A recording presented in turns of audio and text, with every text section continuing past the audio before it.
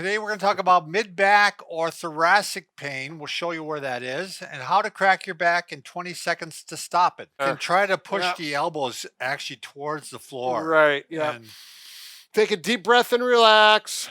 now we wouldn't suggest rolling into the low back. Exactly what I was going to say. You're When going you to when you jam those get facets. up in here on the belt line, it's just It's not comfortable. it's different up there. Spend a little time on it. And one thing you can do, especially if you got the long roller, is after you do that, you may want to just hang out here for a minute or two just to stretch out. Exactly. Yeah. And this is going to feel good on the back too. Yeah. Mid back and low back. You can actually hang out this way. Right. And the wall supports you, and you can just hang like this. Right. Now you can even keep your feet on the ground yet. Yeah.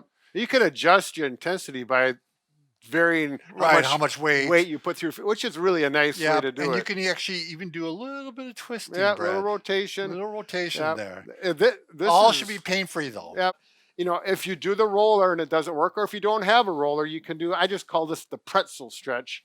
You cross like this. But now you got to have really good posture when you do this, Brad. Yeah. I don't want you rounded out at all. Yeah. Bob doesn't want us rounded out. But it's really hard because to do this, you almost have to. Because I used to do this before I thought about posture 25 years ago.